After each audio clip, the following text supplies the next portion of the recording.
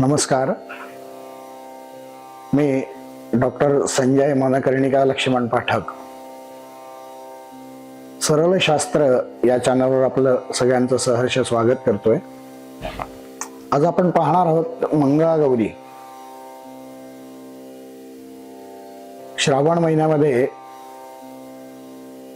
जो मंगळवार येतो, जे मंगळवार येतात त्या मंगळवारी मंगळागौरीचं पूजन करावं.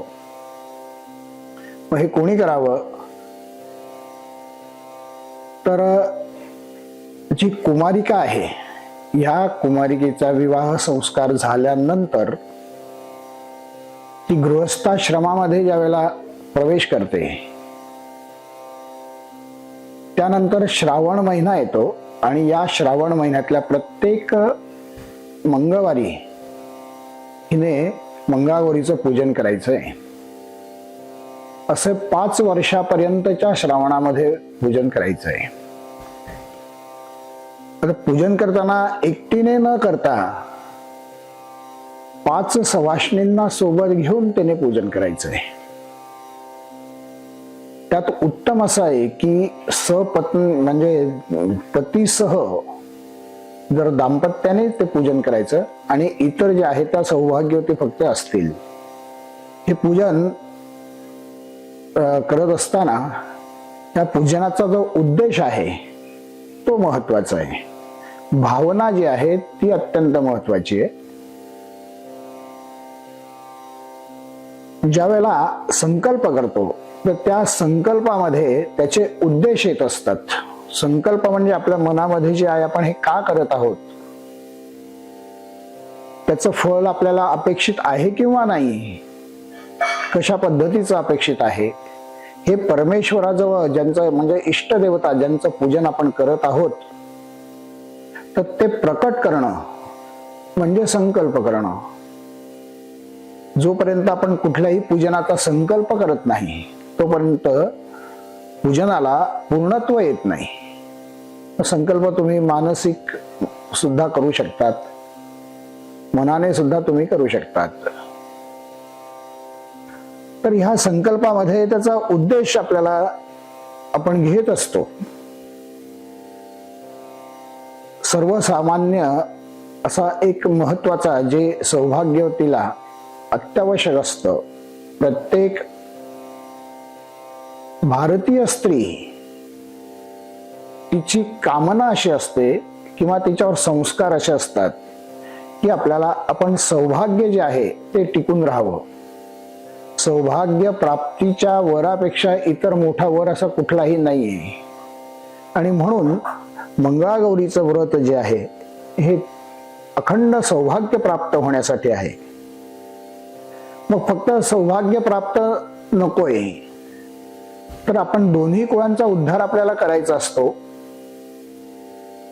आणि म्हणून संतती प्राप्ती हा देखील उद्देश त्याच्यामध्ये आहे. फक्त संतती प्राप्ती नकोय तर त्याही पेक्षा पुढे आणखी आपल्याला वंशाची वृद्धी होणं गरजेचं आहे.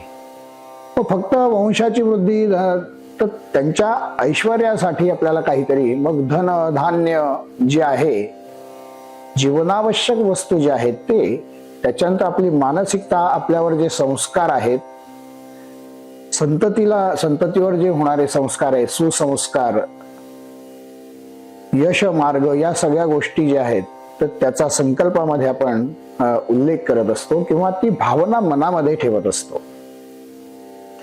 त्याच्यानंतर आयुष्य आपल्याला भरपूर हवं सगळ्यांना, आपल्यासोबतच आपल्या दोन्ही कुळांच्या सर्व सदस्यांना भरपूर आयुष्य मिळावं. पण फक्त आयुष्य मिळून उपयोग नाही, तर ते आरोग्यासह, आरोग्य मांगल्य याच्यासह आयुष्य जे आहे तर ते आपल्याला अपेक्षित असतं. तर ते परमेश्वराजवळ आपण सांगत असतो. त्यानंतर आपला जो संसार आहे, या संसारामध्ये परस्पर विश्वास, परस्पर म्हणजे सगळ्यांना उत्साह, ह्या सगळ्या गोष्टी आपल्याला प्राप्त व्हाव्या, हा उद्देश मंगळागौरीच्या पूजनाचा आहे. नंतर प्रत्येक विचार आपले सकारात्मक व्हावे. त्यानंतर अजून दुसरा उद्देश की जे आपण पूजनासाठी सौभाग्यवतीच्या 5 सवाष्णी आपण बोलवत असतो. नवीनच लग्न झालेलं असतं आणि त्या 5 सवाष्णी वेगवेगळ्या, त्या सवाष्णी पण आपल्याला अशा हव्या असतात की ज्यांना 5 वर्ष त्यांचा विवाह संस्कार होऊन झालेले नाहीत, असे 5 वर्षाच्या आतले सवाष्णी आपल्याला लागत असतात. आणि या सगळ्या एकमेकींना भेटतात, त्यांच्यासोबत त्यांच्या घरचे पण असतात सगळे, म्हणजे यांचा परिचय, त्यांचे संबंध हे दृढ होत असतात.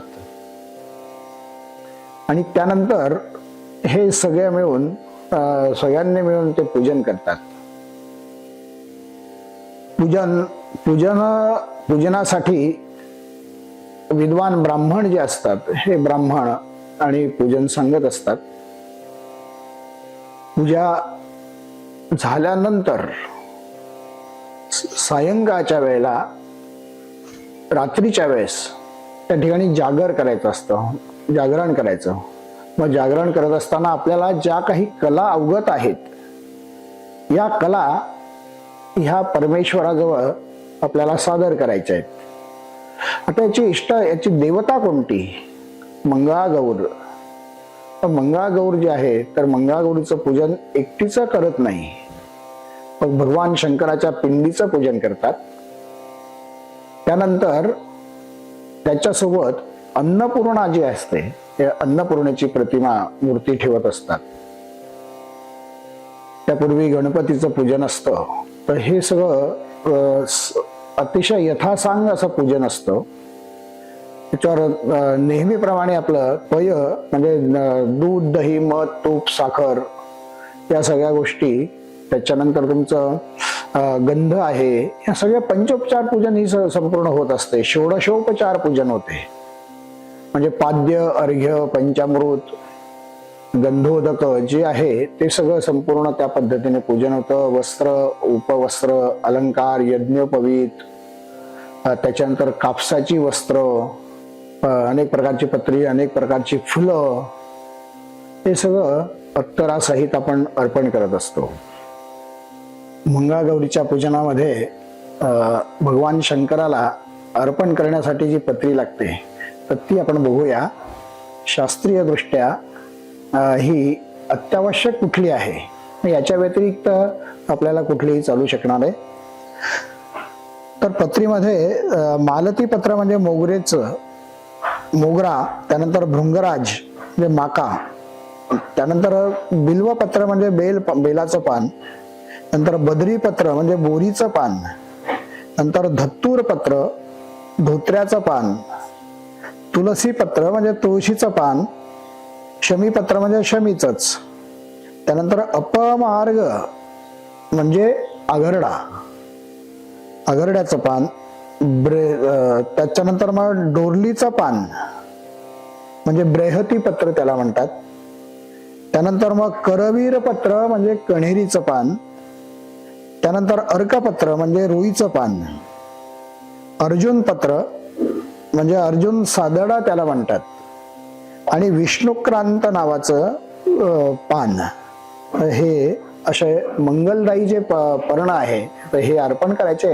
आणि याच्या व्यतिरिक्त मग आणखी तुम्हाला जे जे असतील, देश कालोद्भव, ज्या ज्या देशामध्ये जे तिथे जे जे असेल, तर त्या पद्धती ती पत्र वाहिली तरी महादेवालाही चालतायत. आणि त्यानंतर पत्री वाहिली की मग आपल्याला फुलं अर्पण करायची आहे. फुलांचं सुद्धा देशकाला प्रमाणे ज्या आपल्याला जी जी उपलब्ध आहेत, ती संपूर्ण फुलं ही महादेवाला आणि गौरीला अर्पण करायची आहेत. त्यानंतर याच्यामध्ये असं आहे की अलंकार जे आहे ते कणकेचे अलंकार करून हे देवीला अर्पण करावे.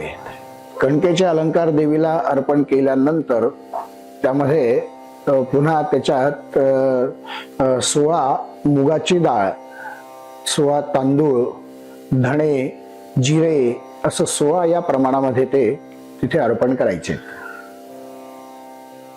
आणि नंतर आरतीच्या वेळेला त्याचं भोग, नैवेद्य, फळ वगैरे हे सगळं द्यायचं. धूप, दीप, नैवेद्य हे झाल्यानंतर आरती ज्या वेळेला होते, तर आरती ही पुरणाचे दिवे करावे लागतात. पुरणाचे दिवे, त्याच्यामध्ये तूप, वात, तर ती वात कुठली असावी, दिव्याच्या आकारावरती वात अवलंबून आहे.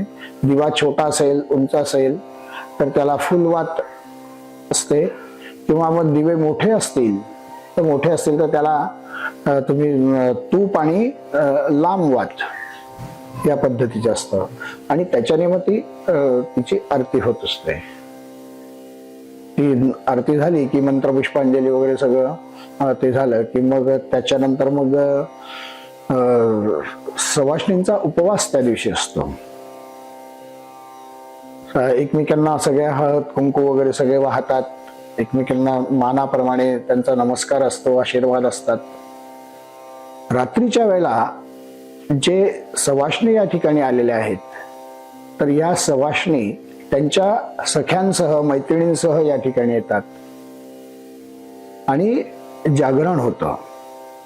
जागरणाच्या वेळेला अनेक प्रकारची खेळ ही खेळली जातात. कला असतील तर त्या सादर केल्या जातात, खेळ खेळले जातात, मग त्या चेष्टा मस्करी हे सगळं सुरू असतं. एकमेकांच्या जे चेष्टेचे जे नाती आहेत त्या नात्यांची चेष्टा त्यावेळेला केली जाते. मग ती चेष्टा करत असताना गाण्यामध्ये ती चेष्टा प्रकट करतात, किंवा खेळामध्ये असेल तर खेळामध्ये प्रकट करतात. म्हणजे उद्देश हा असतो की हसत खेळत सगळा हा जो ही रात्र आहे ही जागरण त्याचं झालं पाहिजे असतं, आणि अतिशय उत्साह निर्माण व्हावा हा हेतू त्याच्यात आहे. आणि त्यानंतर मग 5 वर्ष झाल्यानंतर त्याचं उद्यापन असतं. या उद्यापनामध्ये करव्यामध्ये नाग, चांदीचा नाग वगैरे करतात, आणि तो चांदीचा नाग करून आणि तो माहेरी द्यायचा असतो आई वडिलांना. तर त्याचं वायन असतं आणि ते माहेरी आई वडिलांना तो देतात. त्याचा ते विधीपूर्वक ते देत असतात. आणि अशा पद्धतीचं मंगळागौरीचं जे व्रत आहे, तर हे व्रत आपण आज बघितलेलं आहे. त्यानंतर आपण लवकरच पुन्हा पुढच्या भागामध्ये भेटूया. तोपर्यंत नमस्कार.